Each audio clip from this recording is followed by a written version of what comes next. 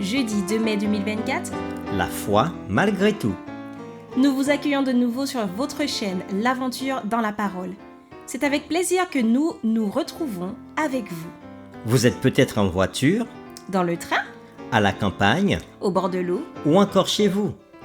Mais nous souhaitons que Dieu nous accorde espérance, grâce et sagesse dans l'étude de sa parole. notre communauté s'agrandit et c'est grâce à vous. Soyez vous aussi actifs avec nous pour répandre le message en likant et en partageant le lien. Nous vous invitons à vous abonner pour recevoir les notifications de chaque jour. Et pour un confort d'écoute en continu, nous vous proposons la playlist de chaque semaine. Le texte à mémoriser de cette semaine que nous vous invitons à dire avec nous se trouve au psaume 119, verset 11. « Je serre ta parole dans mon cœur afin de ne pas pécher contre toi. » Nous le reprenons ensemble. Psaume 119, verset 11. « Je serre ta parole dans mon cœur afin de ne pas pécher contre toi. » Une foi inébranlable dans les Écritures comme seule révélation du caractère et de l'amour de Dieu pour nous, cela montre-t-il notre prise de position pour Dieu? Cela signifie-t-il aussi manifester une foi inébranlable en la grâce de Dieu comme seule source et voie du salut? Les réflexions de cette semaine nous aident à répondre à ces questions et aujourd'hui nous le ferons avec la séquence L'obéissance, le fruit de la grâce. Nous vous invitons à lire avec nous Romains chapitre 3 versets 27 à 31, Romains chapitre 6 versets 15 à 18 et Romains chapitre 8 versets 1 et 2. Et nous répondrons à cette question. Que nous apprennent ces versets sur le salut par la justice de Christ seul? Romains 3, versets 27 à 31. Où donc est le sujet de se glorifier? Il est exclu. Par quelle loi? Par la loi des œuvres? Non, mais par la loi de la foi. Car nous pensons que l'homme est justifié par la foi, sans les œuvres de la loi. Ou bien Dieu est-il seulement le Dieu des Juifs? Ne l'est-il pas aussi des païens? Oui, il l'est aussi des païens, puisqu'il y a un seul Dieu qui justifiera par la foi les circoncis et par la foi les incirconcis. Anéantissons-nous donc la loi par la foi? Loin de là. Au contraire, nous confirmons la loi.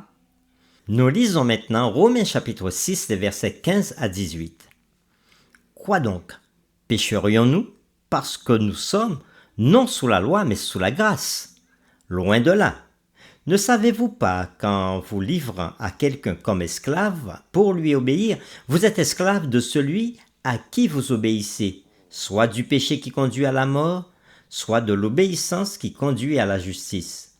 Mais grâce soit rendue à Dieu de ce que, après avoir été esclave du péché, vous avez obéi de cœur à la règle de doctrine dans laquelle vous avez été instruits. Ayant été affranchis du péché, vous êtes devenus esclaves de la justice. Romains 8, versets 1 à 2. Il n'y a donc maintenant aucune condamnation pour ceux qui sont en Jésus-Christ. En effet, la loi de l'esprit de vie en Jésus-Christ m'a affranchi de la loi du péché et de la mort. Après la lecture de ces différents textes, Romains chapitre 3 versets 27 à 31, Romains chapitre 6 versets 15 à 18 et Romains chapitre 8 versets 1 et 2, nous répondons à la question que nous apprennent ces versets sur le salut par la justice de Jésus-Christ seul. À l'époque de Luther, un vent nouveau soufflait sur l'Église chrétienne. Des dizaines de milliers de personnes apprirent à détourner le regard de leur moi pécheur pour regarder Jésus. Sans doute ces personnes, en regardant à elles-mêmes et à ce qu'elles étaient, n'ont vu que des choses décourageantes. Quel croyant aujourd'hui ne fait pas la même expérience? C'est pourquoi nous devons plutôt nous tourner vers Jésus. La grâce de Dieu nous transforme. Un jour, Jean Wesley assista à une réunion morave à Londres. Wesley était assis stupéfait lorsqu'il entendit la lecture de l'introduction de Luther à l'Épître aux Romains. Pour la première fois de sa vie, il commença à comprendre l'Évangile. Il fut ensuite secoué intérieurement et se sentit étrangement attiré par ce Christ qui a donné sa vie pour lui. il s'exclama: « Je sens que je crois en Christ seul pour le salut, et j'ai l'assurance qu'il a pris mes péchés, même les miens, et qu'il m'a sauvé de la loi du péché et de la mort. » Nous vous invitons à lire 1 Pierre 2, verset 2, 2 Pierre 3, verset 18, Colossiens 1, verset 10 et Éphésiens 4, verset 18 à 24. Et nous répondrons à cette question. Quelle vérité vitale ces passages révèlent-ils sur la vie chrétienne? Nous lisons 1 Pierre chapitre 2, le verset 2.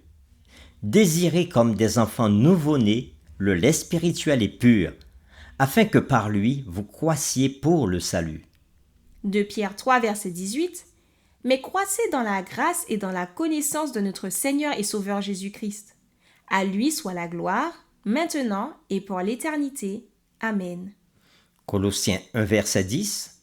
« Pour marcher d'une manière digne du Seigneur et lui être entièrement agréable, portant des fruits en toutes sortes de bonnes œuvres et croissant par la connaissance de Dieu. » Éphésiens 4, verset 18 à 24. Ils ont l'intelligence obscurcie. Ils sont étrangers à la vie de Dieu à cause de l'ignorance qui est en eux, à cause de l'endurcissement de leur cœur. Ayant perdu tout sentiment, ils se sont livrés à la dissolution pour commettre toute espèce d'impureté jointe à la cupidité. Mais vous, ce n'est pas ainsi que vous avez appris Christ. Si du moins vous l'avez entendu, et si, conformément à la vérité qui est en Jésus, c'est en lui que vous avez été instruits à vous dépouiller. Eu égard à votre vie passée, du vieil homme qui se corrompt par les convoitises trompeuses, à être renouvelé dans l'esprit de votre intelligence et à revêtir l'homme nouveau, créé selon Dieu dans une justice et une sainteté que produit la vérité.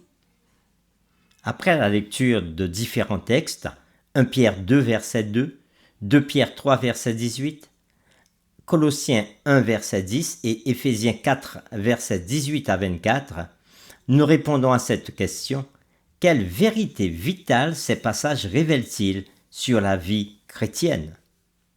Les réformateurs étudiaient systématiquement la parole pour découvrir plus de vérité. Ne se contentant pas du statu quo, ni d'une expérience religieuse rigide, avec peu ou pas d'évolution, ils aspiraient constamment à mieux connaître Christ. Au Moyen Âge, de nombreux chrétiens croyant en la Bible avaient payé un prix extrêmement élevé pour leur engagement. Ils furent torturés, emprisonnés, exilés et exécutés, et leurs biens confisqués, leurs maisons brûlées, leurs terres ravagées et leurs familles persécutées. Lorsqu'ils sont chassés de leur maison, ils cherchent une ville dont Dieu est l'architecte et le constructeur, selon ce que nous dit Hébreux chapitre 11, le verset 10.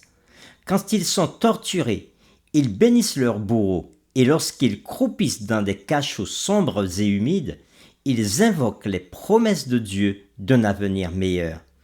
Bien que leur corps soit emprisonné, ils sont libres, libres en Christ, libres dans les vérités de sa parole, libres dans l'espoir de son prochain retour. Pour terminer notre séquence, réfléchissons à cette question. En faisant une analyse de vous-même, quel espoir de salut avez-vous? Nous vous invitons à prier avec nous. Père éternel, après l'étude de ce jour, nous voulons une fois de plus te louer pour le salut seul en Jésus notre Seigneur et Sauveur, car seul Jésus pouvait, par sa mort, nous sauver du péché. Et tu le montres à travers ces différents textes que nous avons lus. Tu nous dis qu'il n'y a plus de condamnation pour ceux qui sont en Jésus-Christ. Tu nous dis aussi que par ta grâce, lorsque nous obéissons à toi, alors par la foi, nous avons déjà reçu le salut. Tu nous dis aussi à travers l'exemple de ces différents réformateurs que nous avons vus aujourd'hui, que cette puissance transformatrice a aidé des millions de personnes à te connaître et à rencontrer Jésus et à faire de Jésus leur Seigneur et leur Sauveur personnel. aide-nous aujourd'hui encore à pouvoir, dans nos vies, donner à Jésus la première place, de telle sorte que quoi qu'il arrive, nous soyons sous l'égide de Jésus et dans le salut que nous offre Jésus. Merci pour ta grâce infinie. Nous t'avons prié au nom de Jésus. Amen.